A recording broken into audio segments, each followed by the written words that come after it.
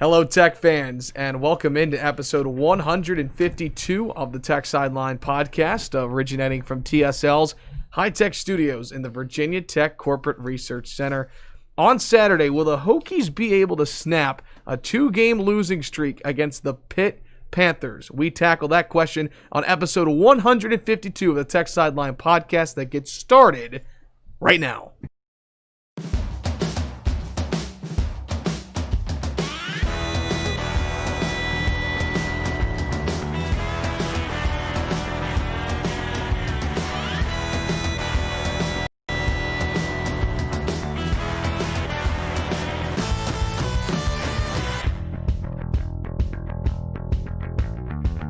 Whether you are watching live or archived on YouTube, listening on Apple Podcasts, SoundCloud, Amazon Music, Spotify, Google Podcasts, or on Stitcher, we are so glad that you could join us today as we record on Thursday, November 19th.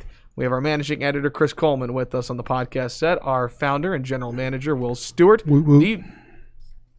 I said woot woot. Oh, woot woot for the best podcast producer in the land behind the scenes, Malcolm Stewart. And I'm your podcast host, Evan Hughes. Great to have you with us. If you're watching live on YouTube, we're going to have some extra time today, we think, to get to your questions on YouTube. So if you have a question or comment for Chris and Will, we will get to them at the end of the show. Feel free to drop those throughout today's episode. Great to have you with us. We've got a lot to get into today as we will analyze Pittsburgh and Virginia Tech, 2 4-4 teams. This week and every week, the Tech Sideline Podcast is presented by the Fisher Law Firm, Virginia's trusted DUI and traffic defense firm, dedicated to defending individuals charged with traffic-related offenses. The Fisher Law Firm handles cases throughout the Commonwealth of Virginia. To date, the firm has defended tens of thousands of people charged with moving violations. For a free consultation, call anytime, day or evening, toll-free. The number is 1-800-680-7031.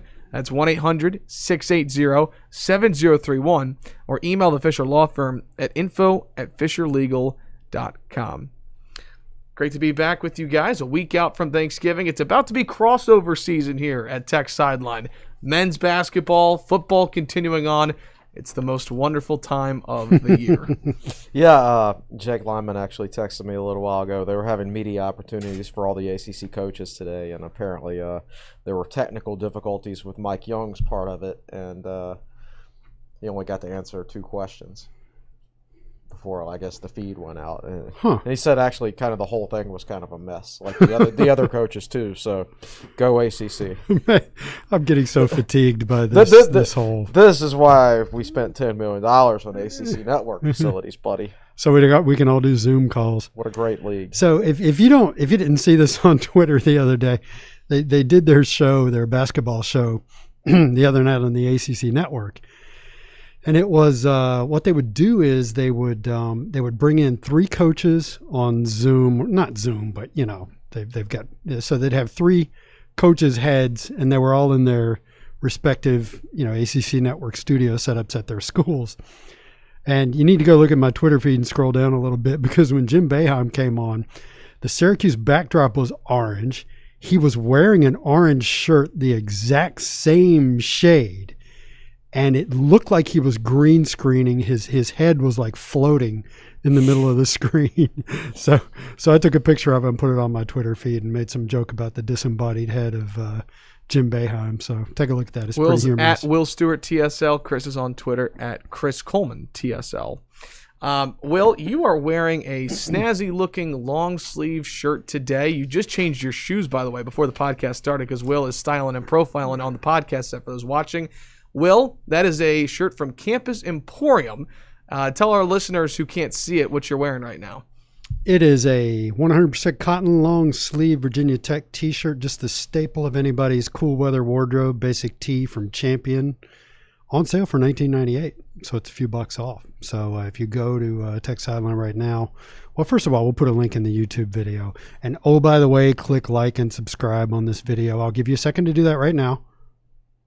You done? Okay. And so we'll also drop the link for this shirt down in the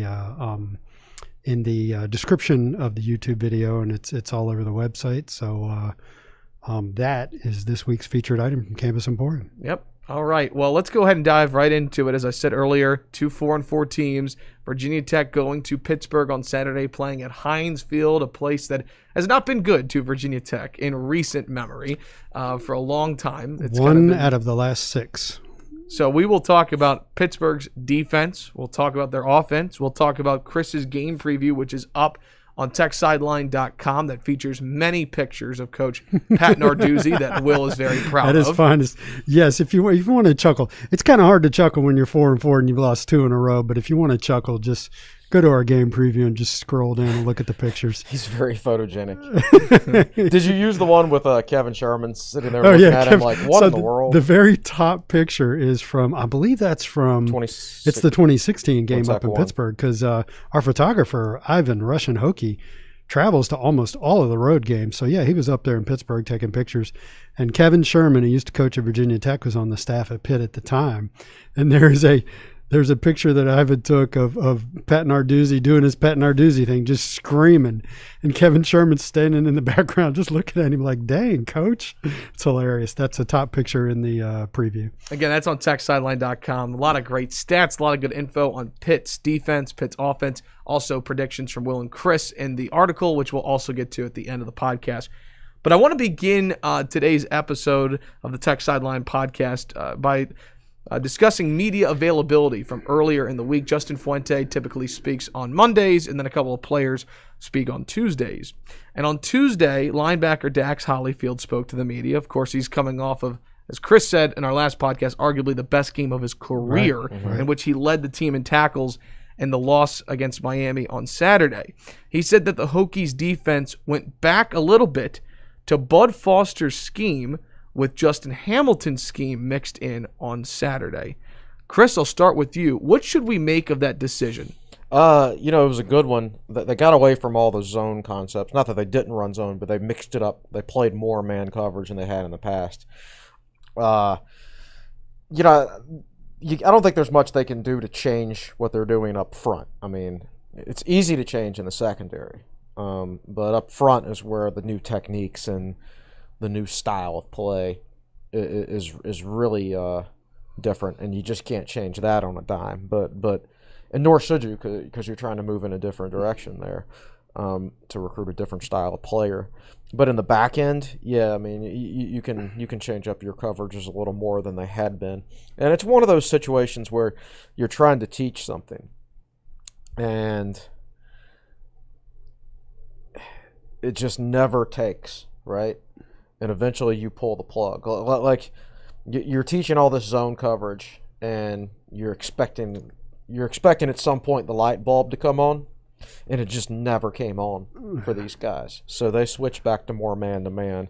They'll have a better opportunity in the spring, if there is spring practice, to get better at those zone concepts. But right now I think it was better to mix in some more man-to-man. And probably not a coincidence that Breon Murray played his best game of the season. Yeah, that's right. It seemed to really help him. Yeah. And some listeners might not be aware of this. Those that have followed us for a long time and followed college football for a long time know this.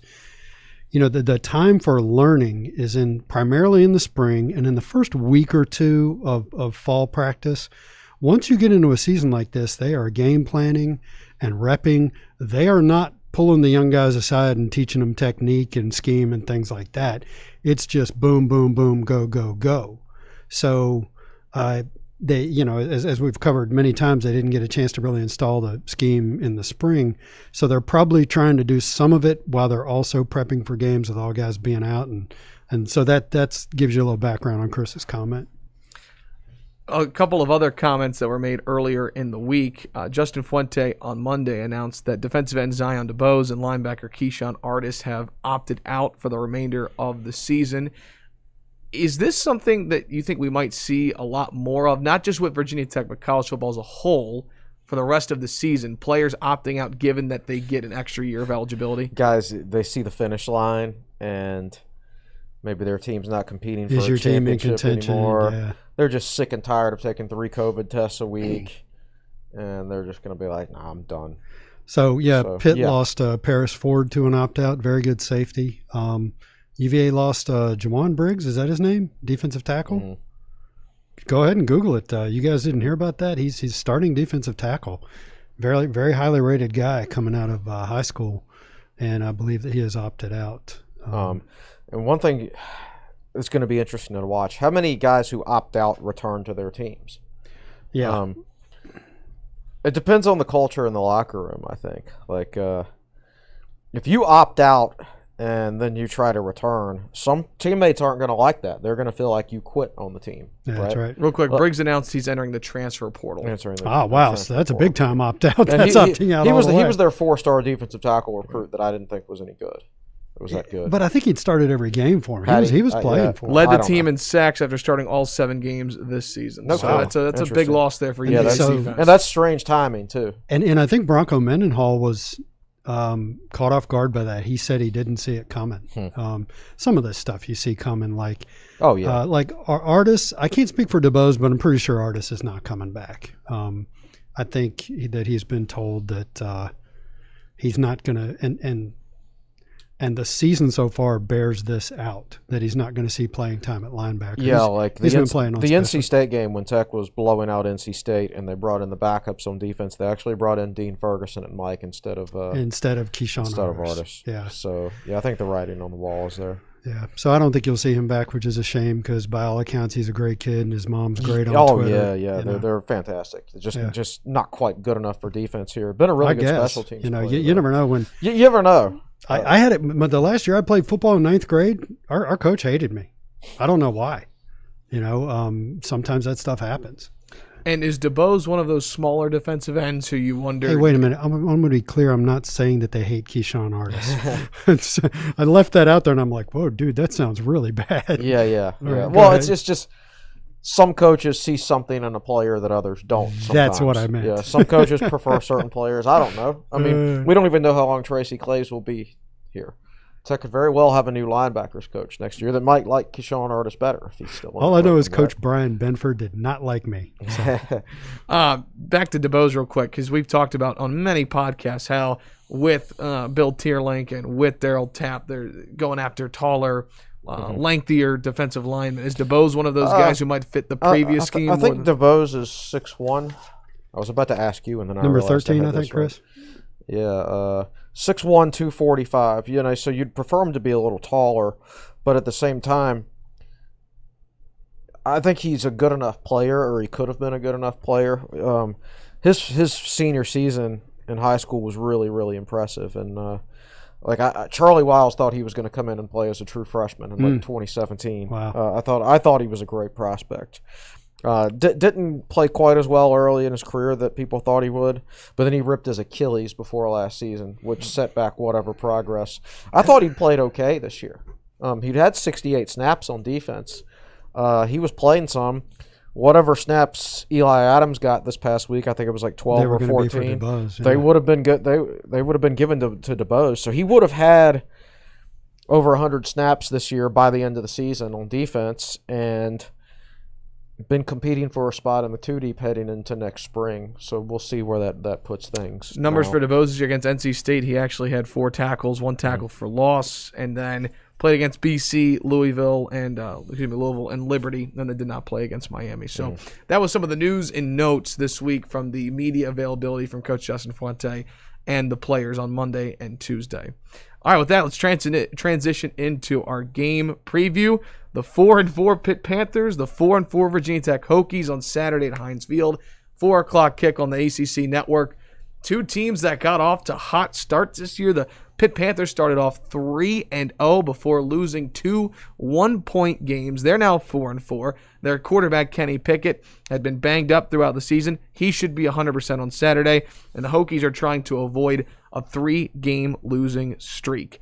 Chris, I feel like under Pat Narduzzi, Hokie fans have this idea of Pitt, right? Good defense, subpar offense. Does that fit the mold for this 2020 Pitt team? You know, historically, Pitt's one of those teams that's like strong defense and they run the ball really, really, really well.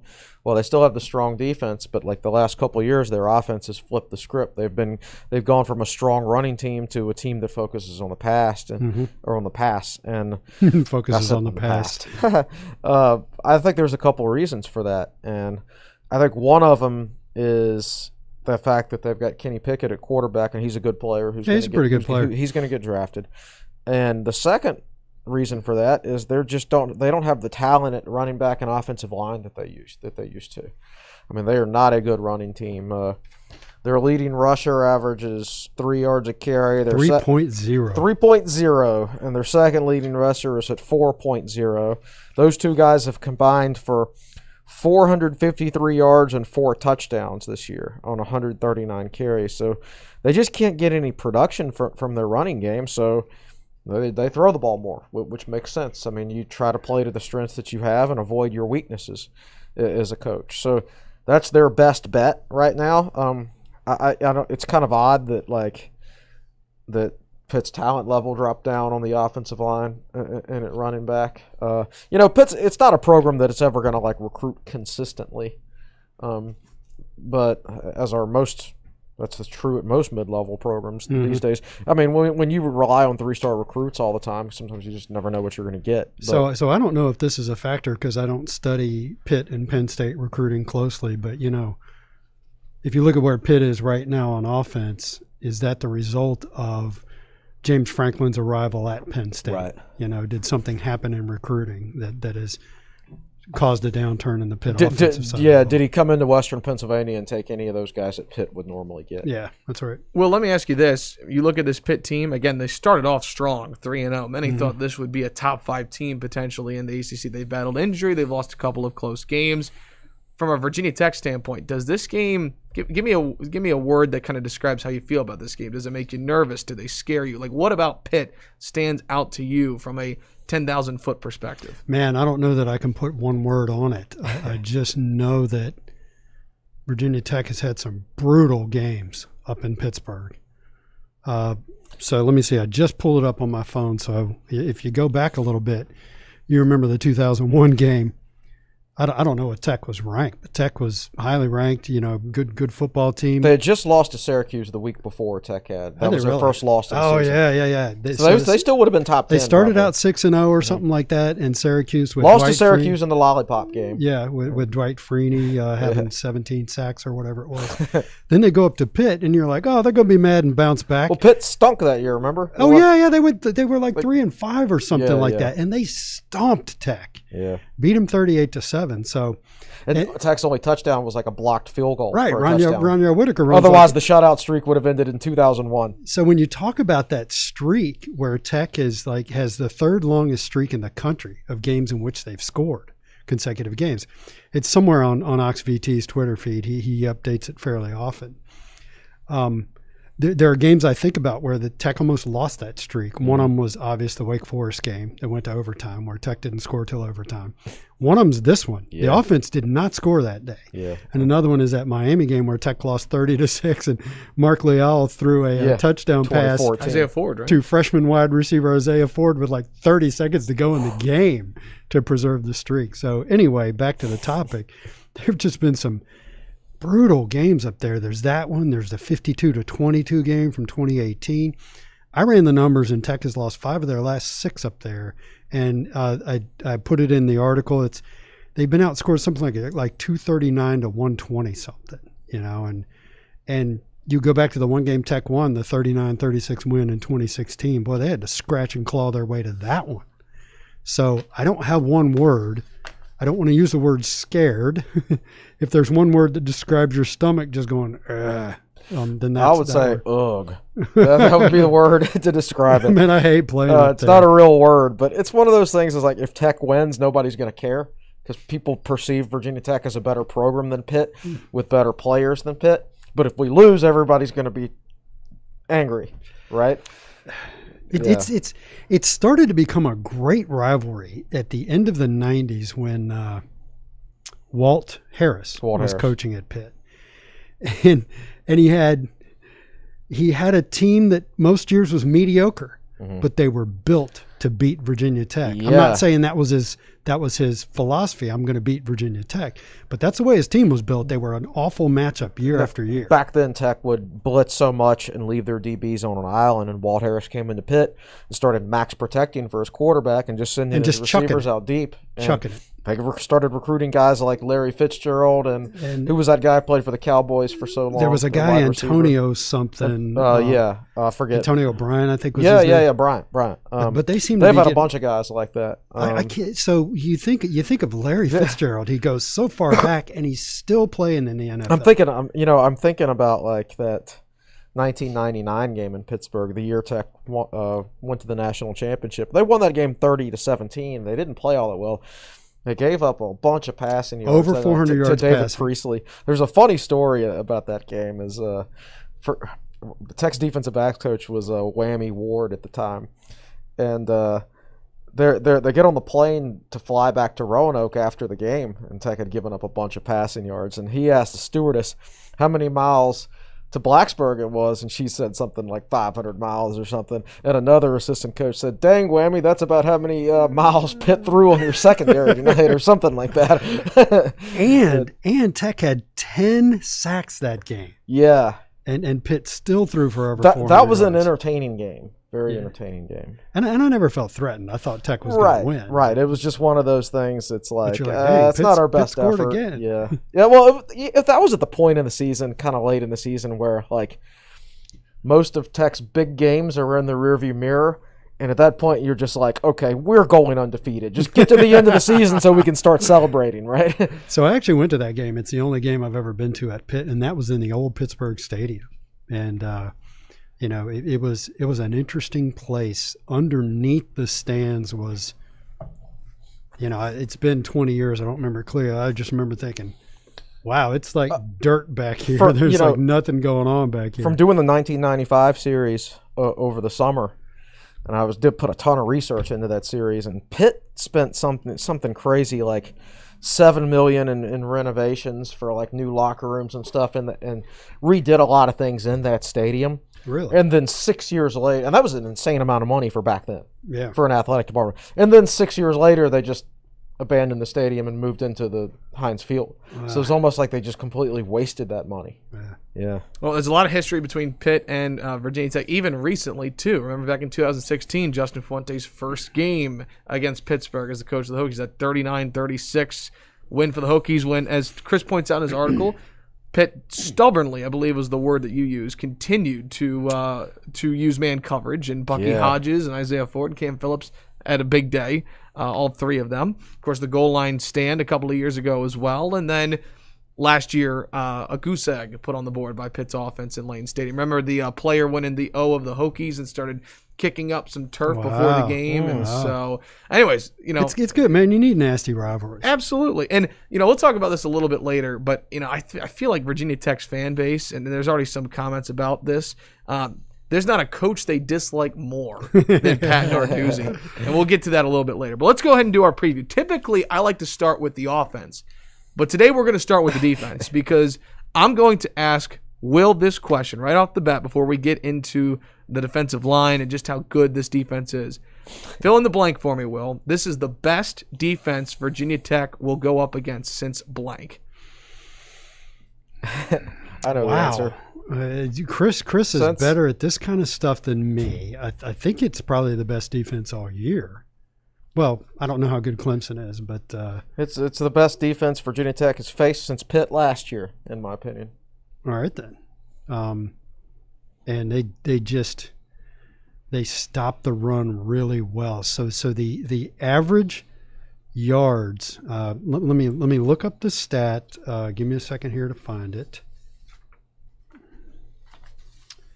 You guys go ahead and talk. There's a particular stat I want to find. He's a particular. Well, they talk about the stat, Chris. Let's talk about this defensive line, and I want to start with defensive end Patrick Jones II, somebody who the Hokies recruited, tried to get to Blacksburg. He ends up going to Pittsburgh. You think he could go as early as the second round of the 2021 NFL draft? Just how good is he? The Hokies are coming off of playing Jalen Phillips and Quincy Roche, 2-star defensive ends for Miami. I mean, what do you see comparisons to them last week? You can. There's some comparisons you can make.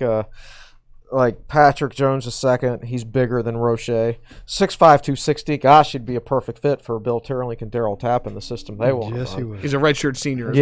Anyway, he got offered by.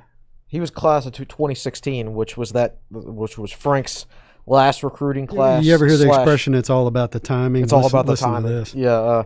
So Virginia Tech offered him. And the timing was something like he visited in October, like when Frank Beamer was still coaching, but Frank Beamer had already announced his retirement. So it's like Patrick Jones comes in, takes a visit. Okay, I like Tech, but I have no idea who the coach is going to be. I think Frank announced his retirement in very early November of that year. It might have been. Right, so if he was there, it hadn't been announced. It hadn't been announced yet. I think. Yeah, you're probably right. It was the bye week, whenever the bye week was that year. But at any rate, on November 22nd, Jones announces that he's going to announce his decision in like a week or something like that. And Virginia Tech then hires Justin Fuente like a week later. And then like 2 days later, Patrick Jones, who had already made up his mind, announced he was going to Pitt. Yeah. So, I remember this, Chris, because you talked about him visiting during the bye week. I don't know when he visited in October. Frank Beamer announced his retirement during the bye week. At any rate, he visited at least 5 or 6 weeks before Justin Fuente was hired. And then he announced his decision date like a week before Justin Fuente was hired, which means he knew where he wanted to go before. Yeah. So Tech never really got a chance. Yeah, so he never he wasn't patient. Like he already made that decision. And maybe if he hadn't taken his visit in October, and Fuente could have come in and said, "Yo, we really want you to take an official visit in January before you make a final decision." Then it would have worked out. But he had already taken his visit. Right? Okay. So to me, it almost seems like that wasn't great strategy. Like any defensive recruit, any recruit in general, like it's like you want them to come in and experience the game and get an idea for the game day atmosphere and everything like that. But at the same time, they're coming in and meeting coaches that aren't really going to be there. So wouldn't it have been better to save those official visits for after the new staff was hired? It almost would have seemed like a waste to have them come in and meet Frank Beamer and Scott Loeffler and I know and all of that. Yeah, it's like I said, transitions are very, very difficult to manage. So we talked about last week the preview for Miami and Virginia Tech that if you want a matchup to watch, we highlighted the defensive ends against Virginia Tech's offensive tackles and Luke Tenuta and Christian Darrisaw. So going through these numbers here, Rashad Weaver, who is opposite of Jones II on the defensive line, is the top-graded edge defender in the ACC, right in front of Miami's 1-2 punch of Phillips and Roche. Yeah. So looks like Tenuta, who struggled last week against Phillips, but Darrisaw, who did well against Quincy Roche. Will, you think this game could come down again to the trenches, kind of like it did last week? And I think somewhere mentioned in this data we have is that Miami didn't really move their guys around. Phillips was over Tenuta all day long, but I think that Pitt will move their defensive ends back and forth. It probably depends on – they probably run like a short side, wide side. Yeah. Who knows? Yeah. Let me get some numbers on Weaver real quick, too. 40 pressures on the season. That's first. His win rate – 22.5% is also first, and his pressure rate, 18%, is second. So here is the statistic to back out and look at the defense as a whole for a second. Here's the statistic that I was trying to look up. Pitt averages -2 yards before contact in the run game, meaning on average they're making contact with a ball carrier behind the line of scrimmage. And that should read Pitt's opponent's average. Well, -2. Yeah. Yes, so let's be clear about that. We're talking about the Pitt defense and what they do to other offenses. They generally hit the ball carrier 0.2 yards behind the line of scrimmage on average. Yeah. All right. And let's see, they're the only team in FBS that is doing that. A negative yards before contact. And there was only like 4 teams. 7 other teams below 1 yard out of 130 or roughly 130 FBS teams. So that they generate QB pressure on 42.7% of dropbacks, tops in the ACC, and 4th in FBS. Yeah. And if you think you can, if you're thinking right now, well, the defensive ends are good, how about you run in between the guards, run up the middle? As Lee Corso would say, not so fast, my friend. Here are some numbers about Kalijah Cansey and Devin Danielson. They rank 2nd and 4th among ACC defensive interior players in overall grades. They're 2nd and 3rd in Pro Football Focus run defense grade. Cansey has a run stop rate of 13.3%. That is the highest in the ACC. So it's not just the ends, kind of like Miami. All right. I mean, the whole defensive line might be the best that Virginia Tech will face all season. I think so. And in reading through the description of this defense, and I didn't have the time to really drill down, but the question that comes to mind is, how are you 4-4 with a defense that is this good? There's certainly something that's missing. And even the offense isn't that great, but you look at some of Frank Beamer's 10-win teams, they had defenses like this and terrible offenses. Pitt has a defense like this and an offense that can do some stuff. Now they've lost some close games. They have. Yeah. But at the same time, like, they give up, consider they like rank in the top 10 in total defense and all their stats are impressive. They give up 30-plus points more often than you would think. Right. Right? And maybe it's just the modern era of offenses. I don't maybe. Tech's offense played really well against Pitt, this Pitt defense last year. Yeah. Oh, now there was a defensive touchdown in there, but Tech won that game 28-0. Scored 3 offensive touchdowns, starting 3 freshmen on the offensive line. Yep. A sophomore quarterback, not a big threat in the running game. I think Tech had over 200 yards of offense at halftime. And that game was pouring down rain, and then Tech just sat on the ball in the second half, right? Because they didn't need to do anything else except not screw up. Right. I think they were already up 21-0 at that point. So that was, considering the competition and considering the weather, that was maybe Tech's best offensive game last season. So before everybody goes out there and says, "Oh my gosh, what are the Hokies going to do?" Now remember that they did play well against this Pitt defense last year, and against the Pitt defense that was more full strength, because Pitt has had 2 huge opt-outs on defense. Their best defensive tackle opted out before the season. He's an NFL guy. And Paris Ford. And then Paris Ford, who's an NFL guy. Safety. Maybe a low-end first-round pick. Strong safety. You can make the argument. I think Paris Ford might be the best defensive player on that team if he's playing. Right. You could make that argument, and so this Pitt defense isn't as strong, in my opinion, as the one that Tech faced last year. You never know. Let's see, 2016, 2017, Tech just had all kinds of problems. 2018, I mean. I just wonder, somebody said on the boards, I don't remember the game very clearly, somebody said on the boards that was Cornelson's best play-calling game of the year. Which game? Last year. Pitt last year. Oh, it was the ultimate smoke and mirrors. Yeah. Ultimate smoking. I remember a throwback pass to Tavion Robinson, and he broke a tackle, and he took it all the way down to like the half-yard line, and got tackled there, and somebody else ran it in. Somebody else gets the score. Yeah. Tech played a really, really good game, yes, for sure. A couple other notes on Pitt. Linebacking core Cam Bright and Servassier Dennis rank in the top 10 graded ACC linebackers. And then their corners in Marquise Williams and Jason Pinnock. I mean, again, there's no real weak spots, it feels like, Will, in this defense. So when we studied Miami last week, their defensive tackles weren't that great. The linebackers really weren't good. And yet they still had a really good day against Virginia Tech's offense, and this is a better defense. Well, remember Miami's senior linebacker was out last week, so maybe he'd been horrible all year. So it might have actually been better to go to the backup, but I don't know. I want to talk a little bit more about the Cornelson thing and how this was one of his best games that he called last year. And that just goes back to Virginia Tech got up. They scored first, and then Pitt fumbled, and Tech ran it back for a touchdown, and Tech was up 14-0. And at that point, it's pouring down rain. You're going up against a team that can't run the ball. All they can do is throw it, and it's pouring down rain. So at this point, Pitt, Virginia Tech was going to be a run-heavy team the rest of the game, and Pitt knew it.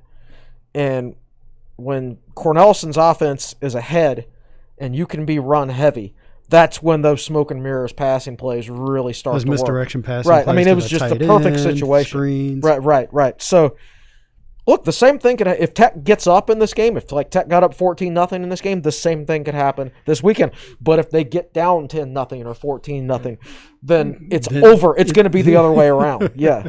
So, Will, this is a question for you. Pitt allows just 10.1% of runs to go for 10-plus yards and 11% of passes to go for 15-plus yards.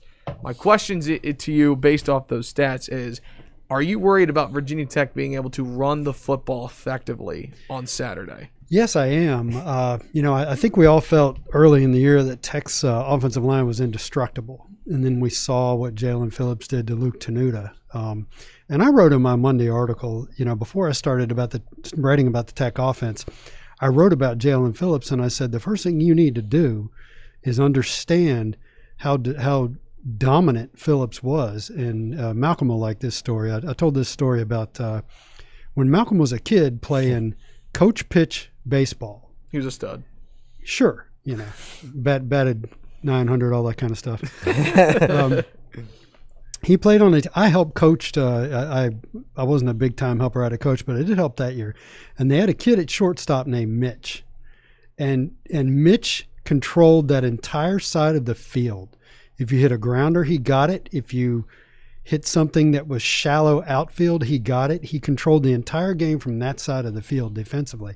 And that's what Jalen Phillips did. And you go back and, like, there was Jalen Holston was able to get around Phillips on one run and get a good gain, but there was another Khalil Herbert run later, that outside zone stretch stuff, and Phillips just blows up that side of the offensive line, and it makes it very difficult to run the football. So I don't even remember what the question was. Just the fact, given these numbers were thrown out, and it seems like Pitt's defense sells out to stop yes, the run. Yes, I am Chris worried said. about. Are you worried about, especially if Khalil Absolutely. Herbert is not back to 100%? Which I fear he won't be.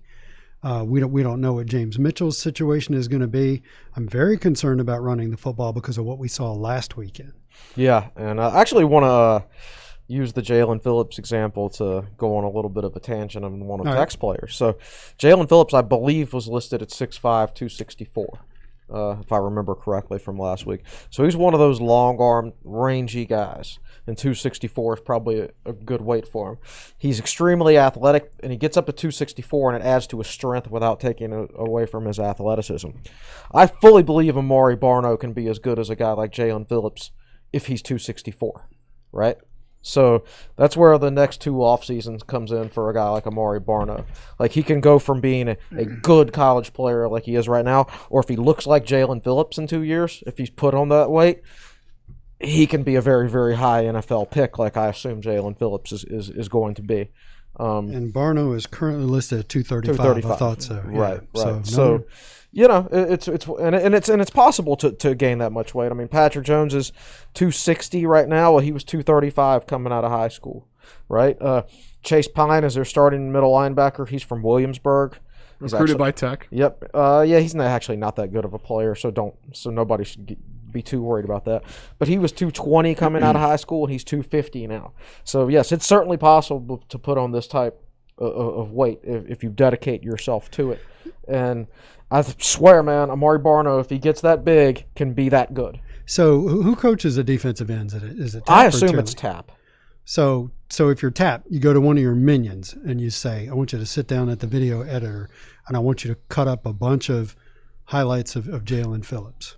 So you get yourself a good video and you go sit down with Amari Barno and you say, at the very end of the season, you run that film of Jalen Phillips and you say, this could be you in 2 years. Yeah, right. And I also put something in there. I'm like, here's an example of like all the really, really good 265, 270-pound defensive ends in the NFL. Yeah. And I run their highlight clips. And then I say, now here's videos of the really, really good 235-pound defensive ends in the NFL. not one single clip would show up, right? And I think that would get the message across. You show that little thing. You know how they show it's like the tape running out of the projector, and the screen goes white? Yeah. Use that little trick. Yeah. Coach Chris Coleman over here. Good Lord. I've seen this man. I've seen videos. I don't know if that's actually motivation or like demotivation. I don't know. I mean, listen, good Lord, the way he works out now, he's coaching. I mean, good. That's a tough coach over there. All right, so that's Pittsburgh's defense. By the way, final numbers for those of you who like the Pro Football Focus rating system. They rank in the ACC. Overall defense, Pitt is number 2. Rush defense, they're number 1. Tackling, number 3. Pass rush, number 1. And coverage, number 6. I guess the overall defense is Clemson, I guess? I would have to. It doesn't say it. I don't remember. I assume. Yeah, I'm pretty sure. I can't think of anybody else. I know Miami's #1 in tackling, but not overall. Yeah, not overall. Oh, by the way, Virginia Tech overtook North Carolina in the defensive ratings. Tech is now next to last, and UNC is last. I don't know if they've overtaken them in rushing defense either. The crazy thing about UNC and Virginia Tech, like their rush defensive ratings are so awful, and not all of it, but a lot of it stems from that one game. They both bludgeoned each other to death. Both defenses were so horrible, even UNC's. And they both just destroyed each other's ratings, man. Yeah, just so awful. It took a while to. It's taken a while to get over it. Exactly. So you might be wondering at this point in the podcast right now, wow, this Pitt's defense really good. How in the world are they 4-4? Well, we'll tell you why in just a minute as we step aside for a break. Episode 152 of the Tech Sideline Podcast, brought to you by the Fisher Law Firm.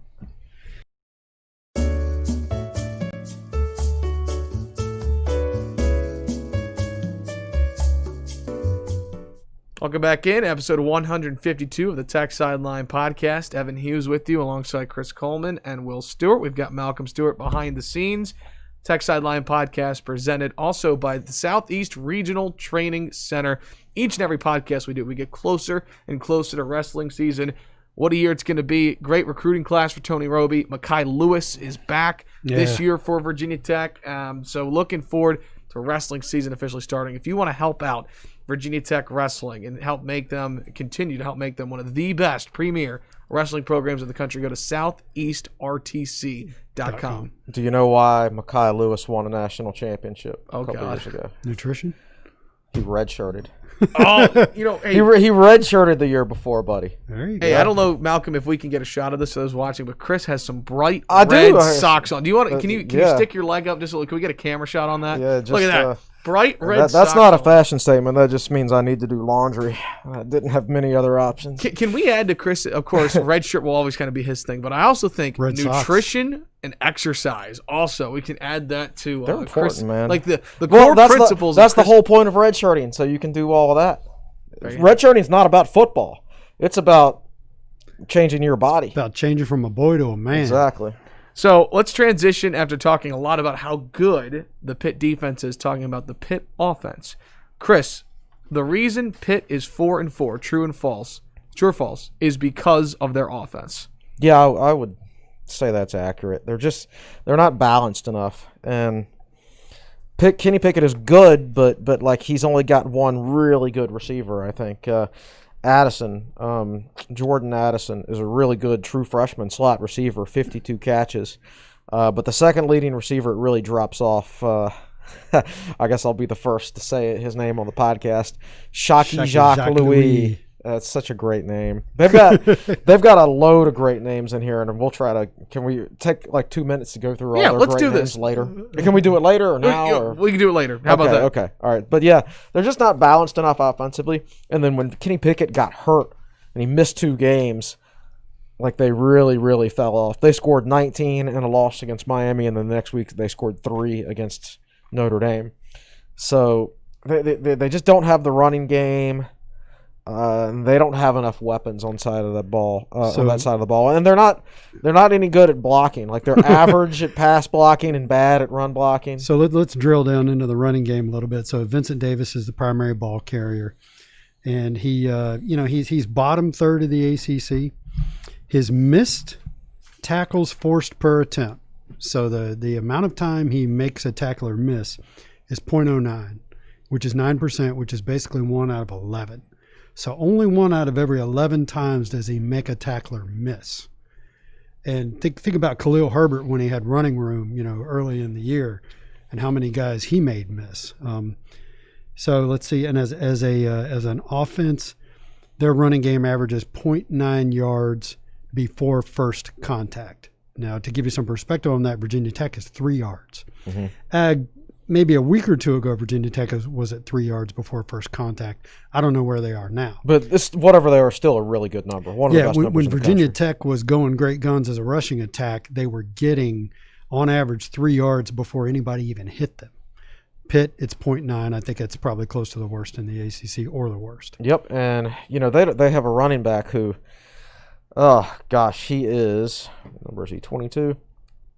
Vincent Davis, 5'8", 175. So this is not a traditional Pitt running back. Yeah, that's the guy I was just talking This about. is a running back the size of who's maybe like 7 pounds bigger than me and pretty much the same height. Yeah. This is not a big dude. This is a game where the Tech defense ought to look at his height and weight on the depth chart and see that he only averages 3 yards per carry, and they ought to be out for blood. Well, he's apparently easy to tackle. You know, you can have small guys that are hard to tackle. He's apparently easy to tackle. Right, and he doesn't have any help from his offensive linemen either because they just don't block very well. Let me read off some stats here. So Davis, their starting running back, actually both running backs, last name Davis, Vincent Davis, their starting running back, 104 rushes on the year, 313 yards, 3 yards per carry, 4 touchdowns. Now, the second leading rusher for Pittsburgh has 48 carries in terms of carries. So you go from 104 to 48 carries. That seems about right for a starter to a backup. And the second leading rusher is Kenny Pickett. Kenny in terms of carries, not yards. right. But carries. Kenny Pickett, 48 carries on the year and 6 touchdowns on the ground. That includes. That includes I sacks. think their quarterbacks have been sacked 16 times, but he missed a couple games, so whoever their They're not backup all is, him, I'm sure that a few of those sacks were from him. Pickett, he's so valuable to the passing game that I doubt very seriously they run a lot of design runs with him because they want to keep him as healthy as possible. But he's a very effective scrambler, and I think the first time I ever saw him play was in 2017 in Lane Stadium, Mm-hmm. and he was the backup. And remember, Tech knocked the starter out of the game, and he came in. And I thought, man, that guy's pretty good. And I remember watching him evade a rush one time in that game, and I was like, whoa, he's a lot more mobile than the guy he replaced. Yeah. See, I remember watching him as I don't know, was he a true freshman? He was a true freshman. And, I remember thinking, that guy's pretty good. well, he was talented, but he didn't play great as a sophomore, and then he took a step forward last year, and he's taken another step forward this year. I probably don't give him enough credit as I should, but he doesn't have the supporting cast. Yeah. So let's first of all, the headline about the offense in Chris's game preview is the Kenny Pickett show, and rightfully so. We talked about how he gets it done on the ground. I don't think Tech fans necessarily realize how good he is, Will, because think about it. Yeah, I think so. 2017, he comes in off the bench, right, and he has a couple of flashes. Next year, Pitt runs all over Virginia Tech. It wasn't about Kenny Pickett. They ran for an insane amount of yards, right, in that blowout of Heinz Field. And then last year, it was pouring down rain, and he struggled through the rain. So I think your average Tech fan probably thinks, well, this guy is average. But as Chris points out in his game preview, he is now considered a bona fide NFL prospect who will be selected next spring. He's completing 62% of his passage, 1,600 yards, 8 touchdowns, 3 picks. Do you think he's flying under the radar? Do you think that people don't appreciate him enough? I think so. I agree with everything you said, and there's really not much I can add to it. I mean, we just had the discussion about the first time we saw him in 2017. But it occurred to me as you're reading all that off, that ought to put the fear of God into Pittsburgh fans because he's all they've got on offense, and he's about to exit stage left at the end of the year. So they still have that great defensive tradition going in Pittsburgh, but I don't know what they're going to do offensively after this season, and it would not surprise me at all to see Pitt finish around 500 this year, tank next year, and Narduzzi to be let go. You can kind of see it coming. I don't know how good they're. I looked at their depth chart, and I think both their backups this year are redshirt freshmen. Yeah. So one of those guys needs to develop, or you got to hit the portal and try to get one. Yeah. Or you got to hope like heck your offensive line's a lot better and your running game's better. It's looking dicey. It's looking dicey for them. If their running game remains the same and their next quarterback isn't on Pickett's level, then they're going to really struggle to score. And they can't keep expecting to have a top 10 defense every single year. Right? Like a lot of these dudes, I mean, obviously a couple of them have already opted out, but a lot of these dudes that are left, like Patrick the Jones defensive ends are both seniors. Weaver, they're both seniors. Yeah. A couple of the linebackers are seniors. Their free safety is a senior. One of their corners is a senior. So, yeah, the interesting times in Pittsburgh. Yeah, sure. I would not surprise me a year plus from now if you saw some turnover. It's got to be frustrating if you're a Pitt fan because it's always hard to have a complete team. Yeah. And I think all fan bases figure this out at some point. Like Pitt has had a dominant running game in the past, but they didn't have a quarterback. And even a lot of years their defense wasn't as good as this one. Now they've got the quarterback. Now they've got the defense. But now their offensive line stinks and they don't have any good running backs, right? What if they had James Conner right now, right? I mean, they'd be a really, really hard team to beat if they were balanced I remember offensively. in that 2018 game, they had 2 or 3 running backs that were better than anything. Oh, Tech had. yeah, absolutely. And that wasn't James Conner. I think James Conner's last year was 2017. Yeah, Those exactly. are just a couple of really good running backs in 18. I can't remember their names, but I was like, man, I'd love to have both those guys. A couple quick numbers on Pickett real quick, and then we'll wrap things up on the offense. He is 19 of 44 for 708 yards, 3 touchdowns, and no picks when throwing the deep ball. So he does like to take shots downfield. And then, Chris, I found this really interesting, that Pitt uses play action just 11.5% of the time, second lowest in the ACC. There's no point because they can't run. Because nobody's going to pay any attention to the play. That's probably the thing that annoys me the most is when I see a team that can't run the football use play action, or if it's 3rd and long and somebody uses play action. It's just like, all right, if the defense actually falls for that, then they deserve to. Then the linebackers right? don't move because they're not even paying attention. Will, who wrote this, by the way? I forget the board poster. It's a message board poster, AIS Hokie 05. It's interesting. Does he work for PFF? He works for PFF. He works for PFF, and he only posts once a week, and it's to give these detailed. That's true. And so we have a certain way that we utilize PFF. We look at snap counts and grades in the run game, grades in the pass game. He's got a different way of looking at it that I can't quite describe that kind of adds a lot to the discussion. Well, I really appreciate this poster who writes a lengthy review that we use, but I appreciate his first sentence in this, and I'll read this. He says, quote, "I'm pretty sure Kenny Pickett took over after Dan Marino at Pitt, so this is about his 40th year at quarterback for the Panthers," close quote. So I used to feel that way, but who was that quarterback they had in the early 2000s? Rod Rutherford. Really? Did you think Rutherford was there? It seemed like he was there for a long time. Yeah. Okay, before we get to predictions, by the way, Chris, to your request, would you like to go over some of the fun names on this Pitt roster and how to pronounce? John Lazer's going to have a fun time this weekend. I mean, of course. So let me tell a story. So I'm the one who puts together these roster cards, and I have to cut and paste from the team's official roster into a Word document. And there is a feature that a lot of websites have on it where if a player's name is foreign or difficult, there's a little thing you can click where they will play some audio of how to pronounce the player's name. So when I cut and paste this stuff into the Word document, somehow that comes with it. And so I'm acutely aware of these things. And 13 of the Pitt players have that little feature next to their name on the Pitt roster. And I found it interesting that Shockey Jacques Louis is not one of those players. Because he is in the pronunciation guide. Right. In their media guide, but not in their audio. It's very odd. Because you would just sit there and click that button all day long. Shockey Jacques Louis, Shockey Jacques Louis. They've got Bengali Kamara, who is only a true freshman. Say that again, Bengali Kamara? Bengali Kamara, only a true freshman linebacker, but with a name like that, Bengali Kamara. Of course, he'll be a starter one day. You've got Judson Tallendeer, probably a walk-on, but nice name nonetheless. Josh Junko, or Junko. Y'all gonna have to do the honors of this one. Servosia Dennis. So it's actually, I look at this, Servassier Dennis, and so he will Sir, play the linebacker. So it's like he's a knight, like Sir Lancelot or something. That's his name, Servassier. I remember GW basketball had a player back in the A10 days. Was Sir Valiant Brown. And that was his first name. It was all one word. His first name was Sir Valiant. Oh, my gosh. Yeah. So how about here's a name that's not difficult to pronounce, but it's cool. Hudson Primus. That's a good one. Sounds like a transformer. This is maybe my favorite. Bam Brema. B-A-M is his first name. Bam Brema. And he's a defensive lineman, of course. That's a good defensive lineman's name. Bam. Here's number 87, defensive lineman. Habakkuk Baldonado. Yep. Love it. That's a great one. Their punter, Kirk Christodoulou. Straight from Greece, apparently. I don't know that for a fact. Yeah. Cal Adamidas, I think, also from Greece, probably. And he's the long snapper. So, like, 2 Greek long snappers. Who would have thought it?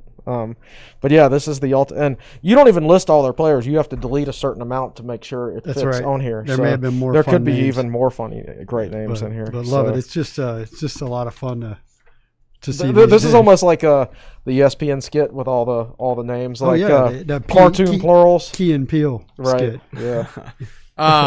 So I was reading on the message boards a couple of weeks ago, and somebody was posting is like, gosh, I wonder if we could ever get Will and Chris to disagree on their picks. They're all always so similar to each other. And the last time we disagreed on a pick was the Duke game last year, maybe. We may have disagreed on one earlier this year. I thought it was North Carolina, maybe. Usually when we disagree, it's because I'm picking with my heart and picking Tech to win, and he is being more realistic and picking Tech to lose. Now, when that happens, he's right 2/3 of the time, and I'm only right 1/3 of the time. Well, I will. No emotions, buddy. So here we go. Will took one team, Chris took the other. So for those that wanted to see a little bit of differences in the game predictions, Chris Coleman, who'd you pick to win, and what was your final score? I picked Tech to win 27-24. When you look at Pitt, when they've got Kenny Pickett, like their 2 losses are really, really close. 1-point losses each. And Virginia Tech has 4 losses by a combined, I think, 22 points or something like that. So both of these teams, they just have a habit of losing really, really close games. So it's like, and I don't see either team, like I don't think Pitt can blow out Virginia Tech unless Virginia Tech just turns it over a bunch, and vice versa. Unless Pitt turns it over a bunch, I don't think Virginia Tech can blow out Pitt. So I see this game, it's going to be close in the fourth quarter, in my opinion. So which one of these teams that has made a habit of losing close games is going to be able to win a close game? And I think Tech is due more so than Pitt's there. So I'm a big law of averages guy. Yeah. And so don't say it about the UVA game. This year. So I think the law of average favors Tech to win a close game this weekend. It's not going to be high scoring, I don't think, but that's what I'm picking, 27-24 Tech. And, we don't know anything about Pitt's COVID situation. Look, their game against Georgia Tech got canceled this past weekend because of COVID. They couldn't start practicing until Tuesday, 2 days ago, because of COVID. We don't know who was sick last week. We don't know who will be out this week. There's so much about Pitt we don't know. I mean, for all I know, we sit here and talked about how good Rashad Weaver is. For all I know, he's going to be out this weekend. We don't know any of that. Right? So there's so much unknown about this game. But, I don't know. I'm going to go ahead and pick Tech. Maybe I shouldn't because, I don't think Mitchell's going to play, and who knows how Herbert's going to play. But, I think Tech is due to win a close It's a good point. That's something we did not talk about earlier because they're playing the game. I want to focus on the X's and O's. But Pittsburgh, again, this game it felt like it was almost in jeopardy earlier in the week because they missed last week. And so they are playing. And like Chris said, they did have limited practice. Will, you are going with the Pitt Panthers. Tell me why. I am.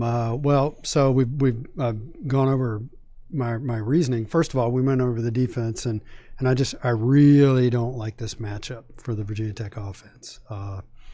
And then you add in the fact that Tech has 1-5 in their last 6 trips up there since 2001. That includes the 2001 game since then. And the aggregate score on that was a 213 to 129. So 21 to 13. I picked Pittsburgh 23 to 17. Lowest scoring pick, I think, all year. And that's just kind of the way I see it going. I'll be very surprised if a lot of points are scored. So far we have close to 500 votes in the prediction poll that we put in our preview. And let's see, 41% of Tech fans are picking Tech to win, and 58, that doesn't quite add up to 100, 58% are picking Pitt to win. No kidding. Now, last week, 35% of Tech fans picked Tech to win. Not many. The other 65% picked Miami. I'm actually surprised it was 35. It was that high. I don't know. As we talked about, it's Miami. Who the heck knows? Who knows who's going to show up, right? So interesting. So that's my take anyway. Pittsburgh 23, Virginia Tech 17. No, he's right about the matchup. What concerns me is, Tech's receivers aren't the biggest, strongest guys in the world, and they can struggle against tight physical press coverage at the line of scrimmage. So that's certainly a concern, that if Virginia Tech drops back to pass in a traditional manner, that those guys aren't going to be able to beat press coverage. And then Hooker's going to see that they're not open, and then that eternal clock in his head, which isn't very good anyway, it just malfunctions, and he takes a bunch of sacks and everything like that. And that's why I think it's imperative that Virginia Tech get a lead, and that way they can employ the good old smoke and mirrors offense that torched Pitt last week. So this game, it's going to be decided in the fourth quarter, I think, but the trajectory of the game, real early, is Tech going to be playing with a lead, or are they going to be playing from behind? That's going to make a big difference. Last year we were talking about that fumble return for a touchdown. If you watch the video intro to the podcast, one of the pictures that rolls through is actually from that play. It's Narell Pollard in the end zone holding the ball up, and his teammates are running after him to celebrate with him. I wonder if Cornelson will put in a one read and go offense for this. One quick read and go. Right. Yeah. Well, a history lesson. I'm pretty sure you guys know this, but what happens in the Senate if there's a tie? What happens? Evan Hughes gets to decide.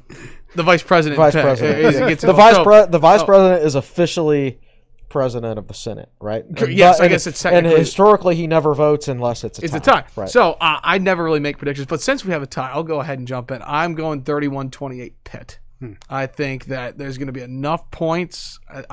Going back to I think the stat out of everything we talked about, how efficient Pickett has been passing on deep balls this year. Mm-hmm. And so I think that Virginia Tech secondary is going to have to be big. If the Hokies I do want to say that. Don't underestimate. You got Shockey Jacques Louis, you got Addison in the slot, and then who's their third receiver? I was just looking at the roster. Jared Wayne. Did you say Addison? Yeah, I mentioned Addison. Jared Wayne is their third receiver. 6'3", 195 sophomore. But there's also another name, Taysir Mack. I don't know if Mack is playing or not. But I remember him from the past. So one of the things I want to look up is the betting line is the Hokies are favored by 3.5. What I want to look up, though, and I just clicked it, so we'll see what it is. What is the over-under? So you may fill some time, Evan, while I look that up. So Tech was favored by 2.5 by Miami, and they lost by 1. Mm-hmm. So that was a 3.5 point difference. And Tech is favored by what this week? 2.5. 2.5. So they were favored by 2.5 last week too. 3.5 this week. 3.5.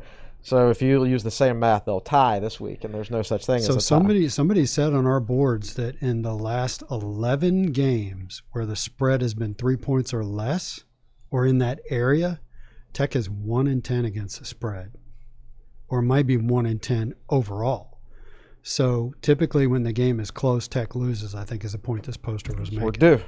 Law of averages. There you go. Okay, well, it is time to jump over to our questions that have been asked on YouTube. I want to thank everybody for chiming in.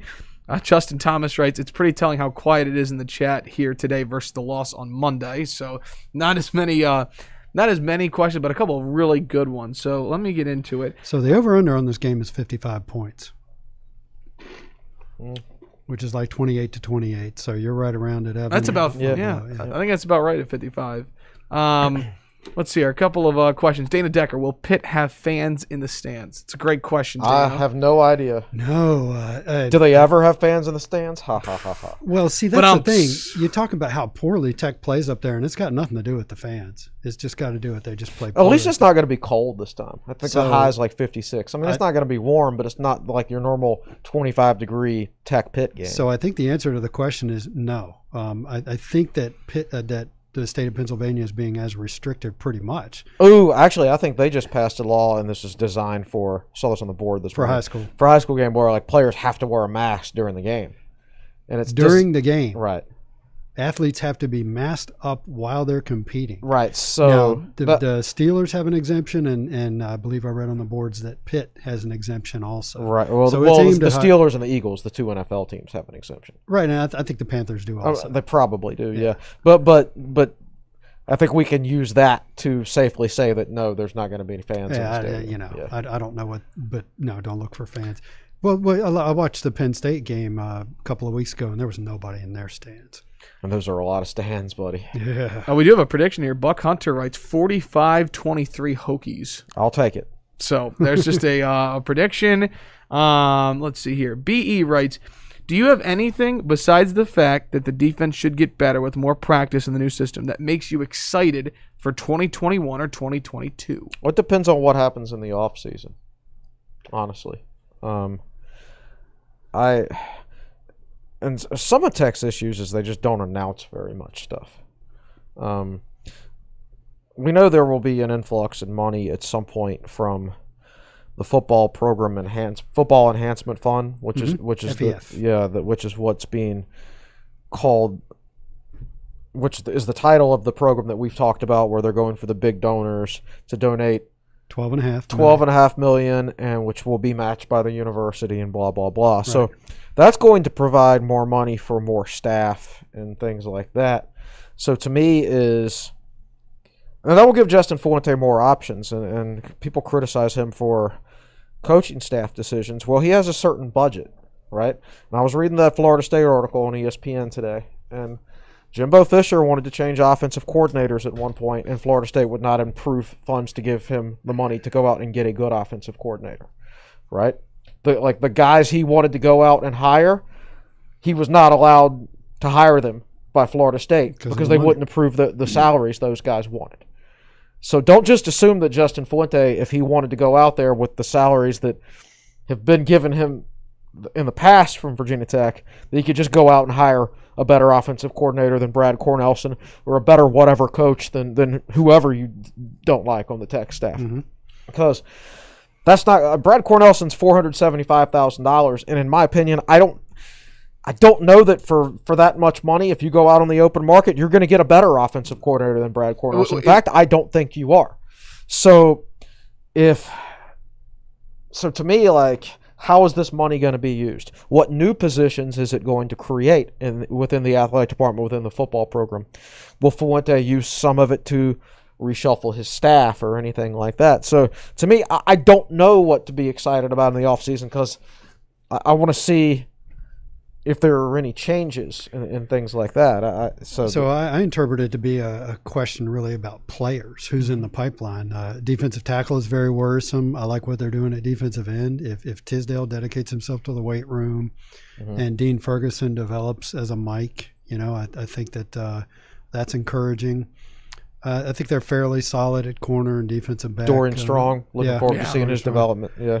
Over on the offensive side of the ball, you got to keep Vance Weiss, and the offensive line is looking encouraging.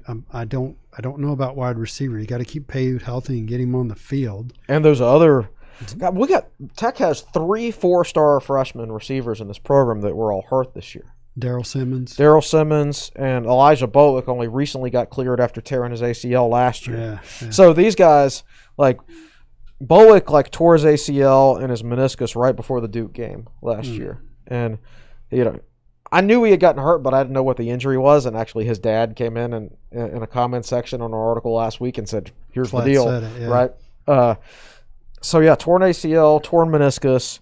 He didn't recently get cleared until just a couple of weeks ago to even return to football activities. Yeah. So maybe that could have, maybe he would have been cleared earlier. I don't know what kind of rehab he got when doctors' offices and stuff were closed during COVID, right? So that's 3 guys that were rated not across the board 4 stars per se, but at least one service had all of those guys as a 4-star recruit that have just been unavailable this year. So when you say, the receivers haven't developed or anything like that, I don't know if they would have or not. It sounds like Payute was developing until he got hurt, right? Yeah. So hopefully we answered the question. Yep. Appreciate the question. Here is the final one of the day from Shelton Moss. He writes, "Hey, Chris, the other day you criticized the coaching staff for not developing Hooker enough. Mm-hmm. How much of that do you think has more to do with Hendon's limited talent as a passer rather than coaching? Example, Kelly Bryant at Clemson never developed as a passer, but Deshaun Watson and Trevor Lawrence were great from day one. I just think it's more about recruiting than development." Yeah, you could be right. And it depends on your background to a certain extent, too, of how developable you are. So you kind of worry, it depends on what level you start at, right? Trevor Lawrence was throwing the ball probably 300 or 400 times a year in high school, right? And Quincy Patterson was throwing the ball 80 times, I think, as a senior. Something like 80. Or something like that. So Trevor Lawrence is starting here, and Quincy Patterson's starting here. And I'd have to go back and look at Hooker's stats to figure out where he falls into that. So some of it is the type of player that you target and where he's starting from. Now that said, Josh Jackson was pretty darn advanced for a freshman from a mental standpoint. Statistically, he was better as a sophomore before he got hurt, but like he lit up like ODU, which was the worst defense in the country, and that helped the stats out quite a bit. Mm-hmm. I didn't see that he was a better quarterback. I didn't know that he wasn't either because he got hurt, so you can't really judge. I just think where Ryan Willis, the point he ended the 2018 season, and he wasn't as good at the start as next year, injury or not. I just didn't see it from him. Yes, and in independent of his injury, you can talk about some of his decision-making, including the decision-making that wound up him being pulled from, I believe, the North Carolina game and basically never playing again. Yeah, and maybe that was a Willis thing. Maybe it wasn't. But, no, it's a risk to, like, if I were the head coach of the Hokies, we'll see how the rest of the season goes. Maybe I would make that move. Maybe I try to get some better quarterback development in, because it's not just about Hendon Hooker, right? It's about the other quarterbacks too. It's about Quincy Patterson. But you also run the risk, like whenever you change coaches, all you're doing is exchanging one set of strengths and weaknesses for another set of strengths and weaknesses. And whether that ultimately turns out to be a good hire depends on timing and what you need at the time and things like that. Fit. Like there's chemistry. Look, man, this coaching profession these days is much different than it used to be.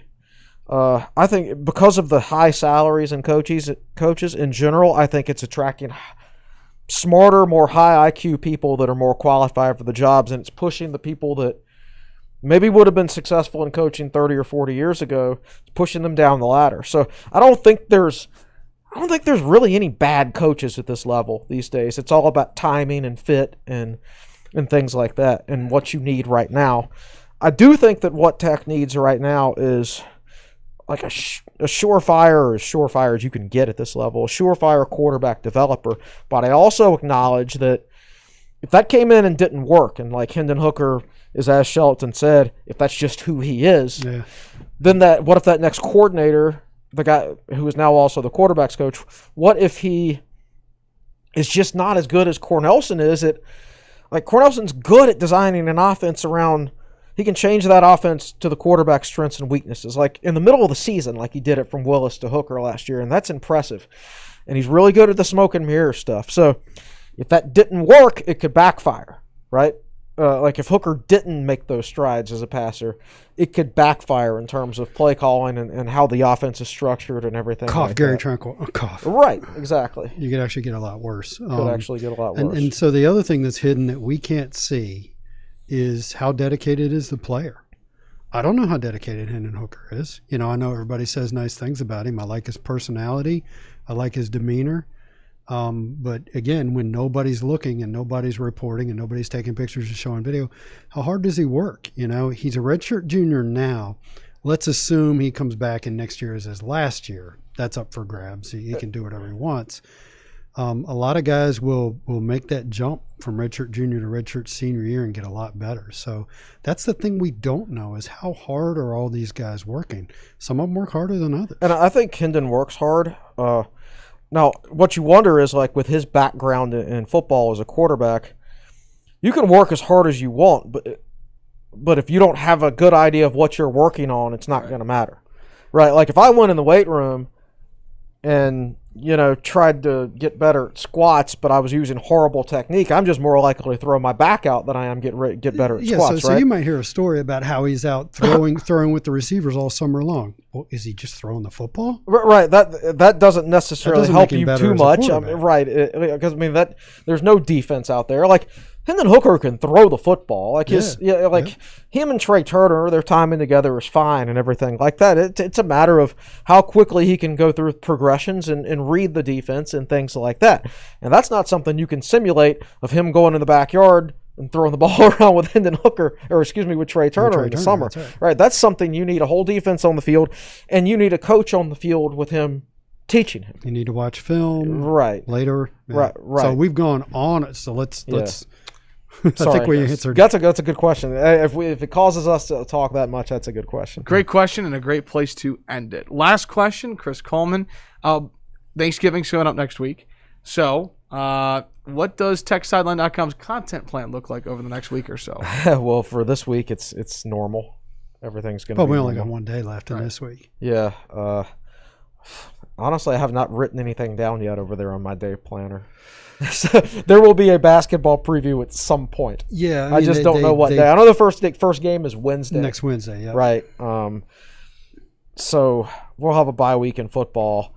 You know, I could push the like inside the numbers back to the next week and do a basketball preview instead. That's true. Or something like that. So a basketball preview will get done at some point.